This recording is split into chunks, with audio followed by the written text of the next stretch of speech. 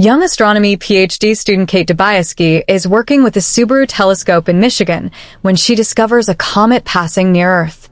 Her professor, Dr. Randall Mindy, congratulates her on the findings, and after naming the comet after her, they calculate its trajectory. They come to the alarming conclusion that the comet will hit Earth in 6 months, and because of its massive size, it will cause planet-wide extinction. Panicked, they contact NASA to report their discovery. Dr. Teddy Oglethorpe, head of the Planetary Defense Coordination Office, urges them to come to Washington, D.C. for an urgent meeting with the president, as the information is now classified. Upon arriving at the White House early in the morning, they are left waiting the entire day without a response. The president is preoccupied with handling a scandal involving one of her candidates. That night, Kate and Randall are sent to a hotel, where they call their loved ones for comfort, unable to disclose what is happening. Randall checks in on his wife, June, and their sons, while Kate talks to her boyfriend, Philip, a journalist for an important newspaper. The next day, Kate, Randall, and Teddy finally meet President Janie Orlean and her son, Chief of Staff Jason Orlean. However, their warnings are dismissed. The president insists that they receive doomsday warnings regularly about economic collapse, loose nukes, and other disasters, so she decides to wait until the midterms are over before taking action. Seeing that the White House refuses to act, Teddy suggests leaking the information to the press, even though discussing classified information is illegal. Meanwhile, tech billionaire Peter Isherwell, CEO of Bash, learns about the comet through his astronomer contacts. Philip helps Kate and Randall secure an interview with the New York Herald, which agrees to publish their findings after verifying the data with other scientists. However, the White House denies ever meeting them. Before publishing, the newspaper insists they first appear on the morning talk show, The Daily Rip, hosted by Brie Eventy and Jack Bremer. During the interview, the hosts treat the subject lightly. Kate, overwhelmed by the situation, snaps and angrily emphasizes the severity of the comet's impact before storming off. Randall, however, stays to complete the interview. Afterward, Brie invites him for drinks. Later, the New York Herald's marketing team reviews their media impact. They discover that a pop singer's breakup story received far more attention than the comet. Kate has become a meme as the angry lady, and Randall is perceived as an attractive scientist. Frustratingly, no one seems to care about their actual message. The newspaper ultimately cancels its support, claiming NASA found the data insufficient. They quickly realize that the head of NASA, an unqualified political appointee, is following the president's agenda. Making matters worse, Philip exploits Kate's viral fame by publishing a personal story about their past relationship, effectively ending it. Meanwhile, Randall becomes addicted to social media, engaging in online arguments with conspiracy theorists questioning his credibility. When the president gets caught in a scandal involving leaked intimate photos, she finally takes action. The FBI brings Kate, Randall, and Teddy back to the White House, where the president apologizes for ignoring them. Kate quickly realizes the sudden interest is only because the administration fears losing the midterms. Nonetheless, she agrees to help, as stopping the comet remains the priority. President Orlean delivers a national address confirming the comet's existence and announcing a plan to destroy it. The strategy involves launching a spacecraft armed with nuclear weapons to strike the comet. Despite Randall's suggestion to use remote technology, Janie insists on a human pilot, General Benedict Drask, to boost public morale. The event becomes a media spectacle, with Janie and Randall appearing on TV shows and magazine covers as the world finally pays attention. Randall grows closer to Brie. Meanwhile, Kate and Teddy argue with comet deniers on a conservative talk show. On the day of the launch, the event is broadcast worldwide. The spacecraft successfully takes off, but General Drask's microphone is muted when he begins making offensive comments. Just as the world prepares to celebrate, Peter Isherwell arrives for a private discussion with the president.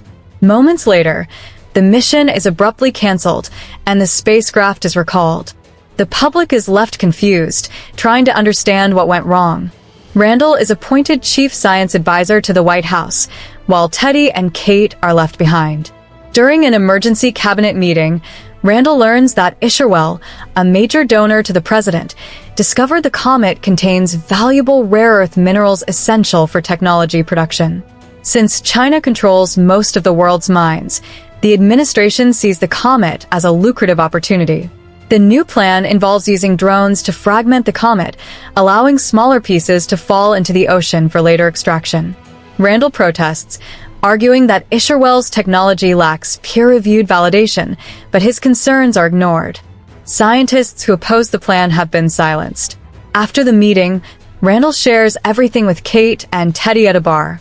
Overhearing their conversation, bystanders begin spreading the truth. Kate, fed up with government secrecy, loudly announces that the administration is allowing the comet to hit Earth so the rich can get richer. This revelation sparks riots across the city, leading to Kate's arrest for sharing classified information and damaging property. She is offered a deal. She must remain silent and disappear from public life. Realizing she has no other choice, she accepts and returns to her hometown in Illinois. Rebuilding her old life is difficult. Her parents refuse to take her back, believing in the government and calling her a traitor. She finds work as a supermarket cashier, where she meets Yule and his friends. They admire her bravery and invite her to hang out. After discovering they have been stealing from the store, she lets them go, realizing she no longer cares about societal norms with the world ending.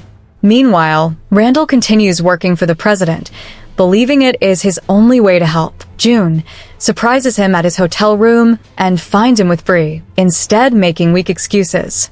Enraged, June throws his pill bottles at him before leaving him for good.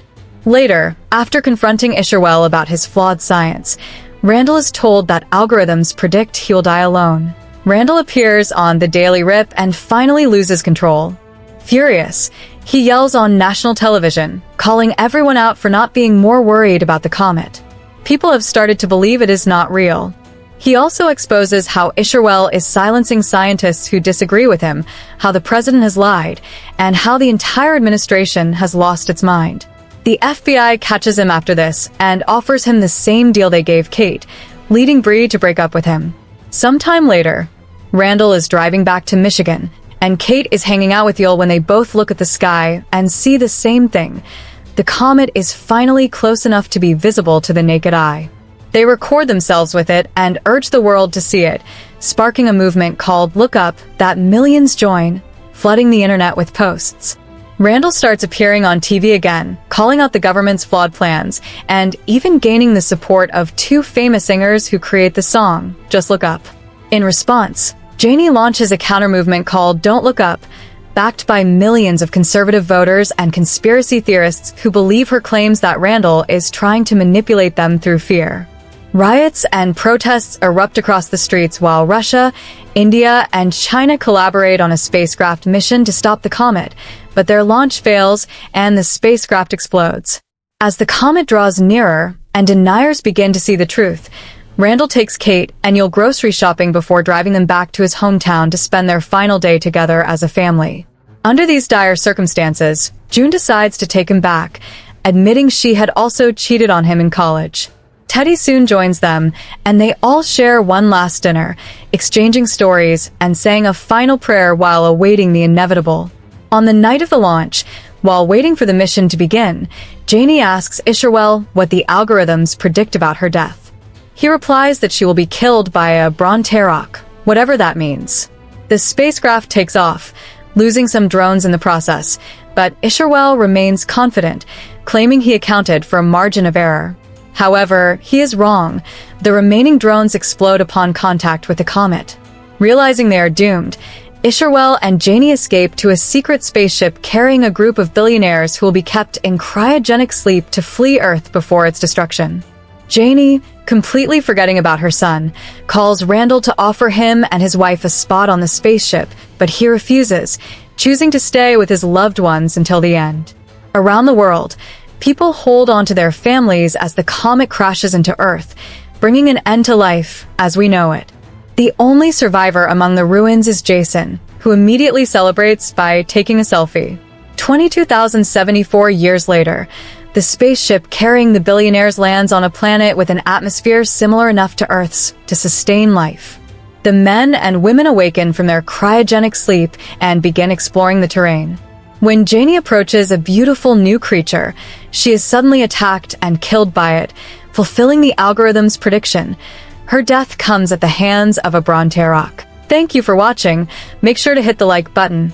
It really helps the channel grow. Don't forget to subscribe and turn on notifications so you never miss an exciting story. More thrilling recaps are on the way, and you won't want to miss them. Drop a comment below and let me know your favorite moment from this story. I'd love to hear your thoughts. Stay tuned, stay curious, and I'll see you in the next one. Movie Recap Time Team.